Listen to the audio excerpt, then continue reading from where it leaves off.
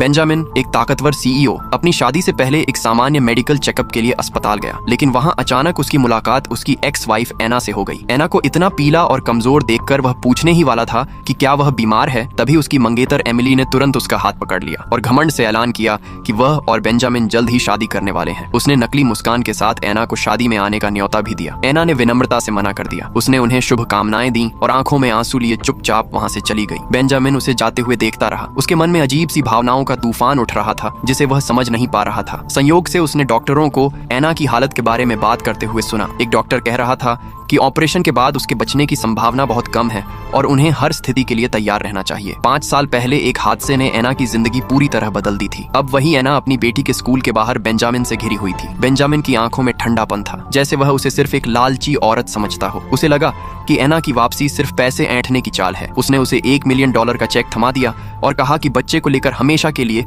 उसकी जिंदगी से दूर हो जाए। उसके हर शब्द में अपमान था। एना के पास कोई और रास्ता नहीं था, इसलिए उसने पैसे ले लिए, लेकिन उसने वह पैसा अपने लिए नहीं खर्च किया बल्कि सीधे अस्पताल पहुंच गई। डॉक्टर ने बताया कि उसका ब्रेन कैंसर अब और नहीं टल सकता और उसे जल्द से जल्द ऑपरेशन कराना होगा। लेकिन एना ने चुपचाप बीमारी को धीमा करने वाली दवाइयां मांगी। वह ऑपरेशन का खर्च नहीं उठा सकती थी और अभी उसने अपनी बेटी का भविष्य सुरक्षित नहीं किया था। बेंजामिन के दिए हुए पैसे उसके लिए एक सहारा भी थे और एक भारी बोझ भी। असल समस्या की जड़ 15 दिन पहले हुए एक पितृत्व परीक्षण में थी। बेंजामिन की नई मंगेतर एमिली ने एक रिपोर्ट हासिल की थी जिसमें दावा किया गया था कि लिली उसकी असली बेटी नहीं है। उसी रिपोर्ट ने उनके रिश्ते को तोड़ दिया। बेंजामिन ने बिना सोचे समझे उस पर विश्वास कर लिया और एना और उसकी बेटी को दुश्मन की तरह देखने लगा। उसने अपनी शादी की घोषणा कर दी और एना को अपनी कंपनी के पास आने से भी मना कर दिया। एना ने समझाने की कोशिश की कि 5 साल पहले की उस रात के बाद वह किसी और के साथ नहीं रही, लेकिन बेंजामिन ने उसकी एक नहीं सुनी। उसके लिए एना अब भी वही औरत थी जो पैसे के लिए कुछ भी कर सकती थी। एना की हालत तेजी से बिगड़ रही थी। बार बार नक्सीर आना